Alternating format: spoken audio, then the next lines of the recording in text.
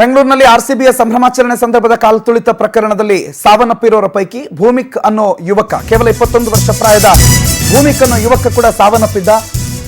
ಈ ಸಂದರ್ಭದಲ್ಲಿ ಸರ್ಕಾರದ ವಿರುದ್ಧ ಮತ್ತೆ ಕಿಡಿಕಾರಿದ್ದಾರೆ ಭೂಮಿಕ್ ತಂದೆ ಲಕ್ಷ್ಮಣ್. ಸಿಎಂ ಸಿದ್ದರಾಮಯ್ಯ, ಡಿಸಿಎಂ ಡಿಕೆಶಿ ಆ ಸ್ಥಾನದಲ್ಲಿ ಕೂತ್ಕೊಳ್ಳೋದಕ್ಕೆ ಅವ್ರಿಗೆ ಯೋಗ್ಯತೆ ಇಲ್ಲ. ಆಂಬ್ಯುಲೆನ್ಸ್ ಇಲ್ಲದೆ ನನ್ನ ಮಗ ಒದ್ದಾಡಿ ಸತ್ತಿದ್ದಾನೆ. ಒಂದು ಆಂಬ್ಯುಲೆನ್ಸ್ ಇದ್ದಿದ್ರೆ ನನ್ನ ಮಗ ಬದುಕ್ತಾ ಇದ್ದ.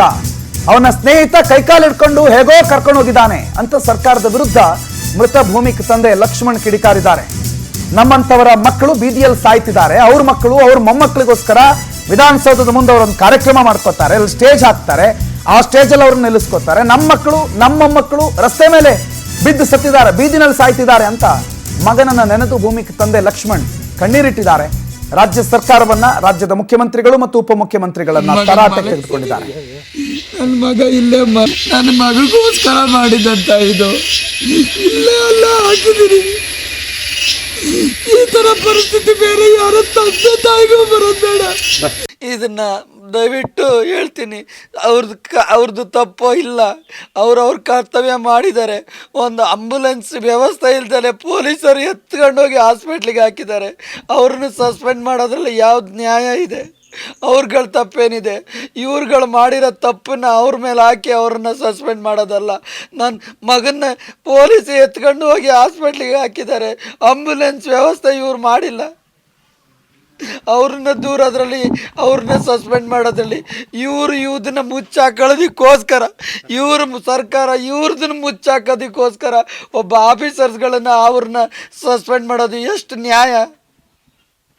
ಅವ್ರ ಕೆಲಸನ ಲಾಸ್ಟ್ ಎಂಡಲ್ಲೂ ತಗೊಂಡೋಗಿ ಹಾಸ್ಪಿಟ್ಲಿಗೆ ಸೇರಿಸಿರೋದು ಅಂದರೆ ಅದು ಪೊಲೀಸು ಜೀಪಲ್ಲಿ ಇವ್ರು ಮಾಡಿದರೆ ಆಗ್ತಾಯಿತ್ತು.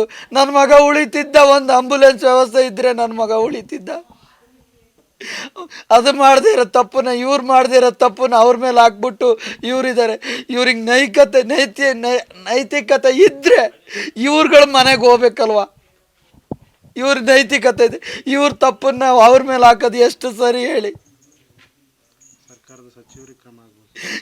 ಇದು ಸರ್ಕಾರದ ಸಚಿವರು ಅನ್ನೋಕ್ಕಿಂತ ನಾನು ಯಾವುದೇ ಸರ್ಕಾರದ ಪರವಾಗಿ ಮಾತಾಡ್ತಾ ಇಲ್ಲ, ಸರ್ಕಾರ ಇದ್ರ ಮಾತಾಡ್ತಾ ಇಲ್ಲ.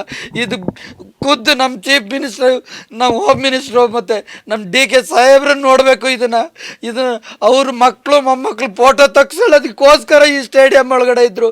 ನನ್ನ ಮಕ್ಕಳು ಎಲ್ಲ ಸತ್ತಿದ್ರು, 11 ಮಕ್ಕಳು ಸತ್ತಿದ್ರು.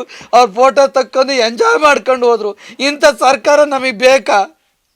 ಇಂಥ ಜನಪ್ರತಿನಿಧಿಗಳು ನಮಗೆ ಬೇಕಾ? ಅವ್ರ ತಪ್ಪನ್ನು ಮುಚ್ಚಿಡೋದಕ್ಕೋಸ್ಕರ ಪೊಲೀಸರನ್ನ ಸಸ್ಪೆಂಡ್ ಮಾಡೋದು, ಪೊಲೀಸರನ್ನ ಅಮಾನತು ಮಾಡೋದು ಎಷ್ಟು ಸರಿ? ಇದನ್ನು ದಯವಿಟ್ಟು